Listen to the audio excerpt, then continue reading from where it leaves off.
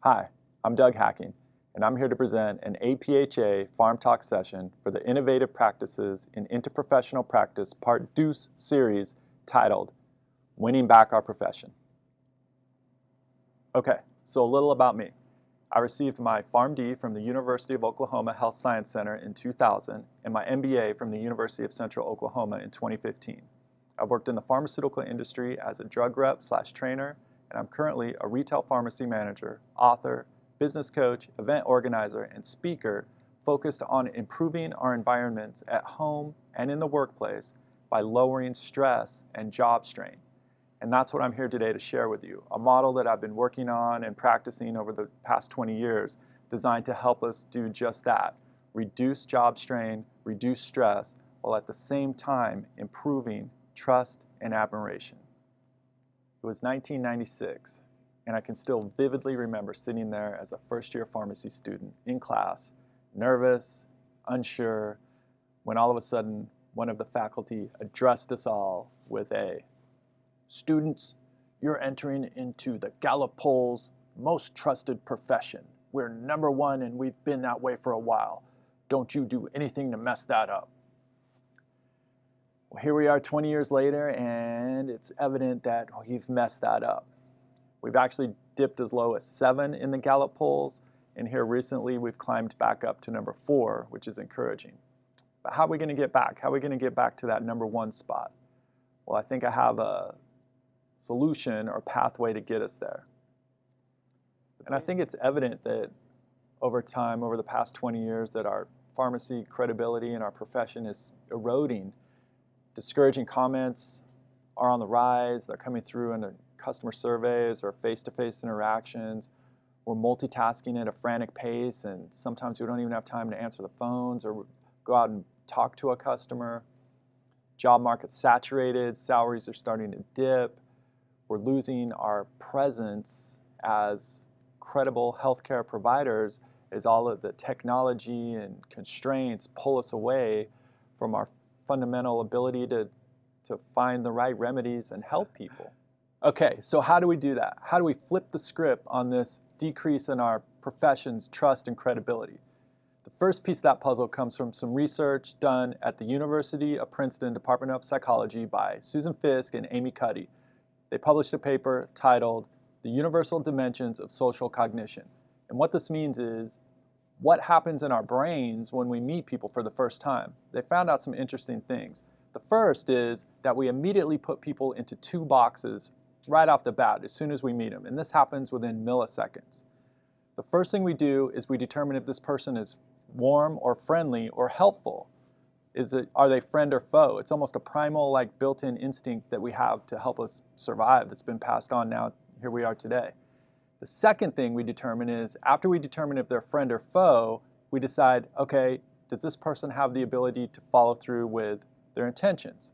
So the first category is warmth. The second category is competence. So for example, somebody's friendly and we feel that they do have the ability to follow through with their intentions to help us. We'll put them in the warm and competent category. You put these 2 categories on top of each other and you will create a 4-quadrant system. And the only way to trust and admiration is to get into that warmth and competence category. An interesting thing that these researchers also found out was that if you are in the cold box, say you're cold and competent, like a doctor with no bedside manner, that's actually going to lead to envy and bad reviews. You've got an X on your back. These people are going to try to take you down the first chance they get. Another interesting observation about this warmth-competence dynamic, especially when viewed through the lens of our profession, is that you could make the case that over the past 20-plus years, from 1997, when we were the #1 trusted and most credible profession, versus today, when we're #4, is that over that time span, our professions actually become more competent. How do I know this? Because we started off as a bachelor degree program. We didn't have admissions tests to get in. So you could say that the bar has definitely been raised. Yet, our trust and credibility has dropped. Why is that? Because we've gone from a warm and friendly profession to a more cold or distant one. That's the only explanation that trust would drop. And this leads to my innovative practice idea of before focusing on our competence and letting people know just how much we know about the drugs or the drug interactions or all of the things that go with our profession, we need to first focus on being perceived as helpful and friendly. And the way that I infuse warmth into my relationships at home and in the workplace is through my EQUIP model. EQUIP stands for EQUIP, encouragement, quality time, understanding, invest, and presence. Put these variables into your relationships and they thrive. On the flip side, when things are going wrong and I'm against the ropes, I can look at this same model and find one or more of these variables are missing. So let's break down each component one at a time and get a look at what these variables do. E for encouragement. The way that I encourage is through praise, appreciation, and positive language. There's a lot of back and forth on should you praise people at work, are you creating praise junkies, but the research is clear.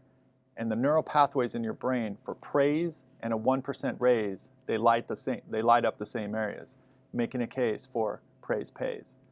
Appreciation. People like to be appreciated. Appreciation leads to happiness. And not only does it lead to happiness in the people that you appreciate, but it leads to an internal happiness when you become appreciative. And it's a scientific fact that you cannot be happy and stressed at the same time. So appreciation will lower stress levels. Positive language, the research is clear here too. Positive language leads to positive actions. The more you tell people you can do it, the more that they're going to do. The Q in EQUIP stands for quality time. And quality time is your full, focused, and uninterrupted attention on a person or task, which is the opposite of multitasking, which is continually switching your focus from task to task to task to person to task. Interesting thing about multitasking is it actually decreases productivity by up to 40%, increases stress, and increases your error rate, which is not good in the pharmacy, right? So we need to learn to keep our focus on one thing at a time, one person at a time, one conversation at a time. We'll have a lot less stress, make a lot less errors, and we'll be able to get a lot more information from that interaction. The U in EQUIP stands for understanding, and understanding is the key to meeting others' needs. And one thing we need to understand about all of this is people want their needs met easily and enjoyably. So it's not just meeting the needs, but did you meet it easily and was it enjoyably the way you did it? A common need that everybody shares is the need for validation and the need for empathy.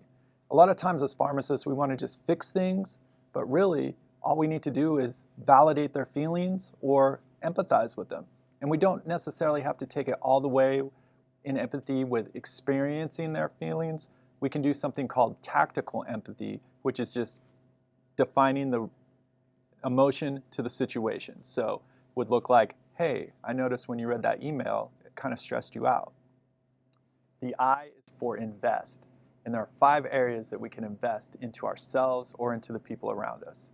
Our time, talent, treasure, tongue, or spoken word, and tenacity, that extra energy level just to do a little bit more. It's interesting, one, if you take an inventory of where you're putting those 5 variables, your time, talent, treasure, tongue, and tenacity, it will give you insight on where your true heart lies, what you really care about. Another thing that's important to realize is the moment you stop investing into the people around you is the moment that those relationships start to fall apart. You wouldn't expect anything to be around in your 401k if you just stopped investing in your 20s. It takes continual investment, continual compounding to get that return on investment at the end. The P is for presence, which is get out, get active, and make an impact.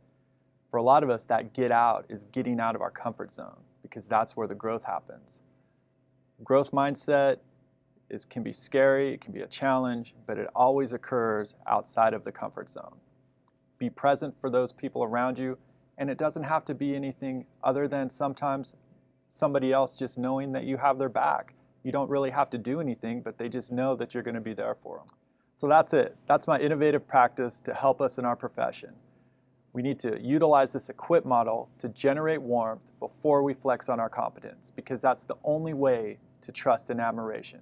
And on top of that, it's going to reduce a lot of stress and a lot of job strain, and it's going to help us win back that #1 most trusted profession ranking.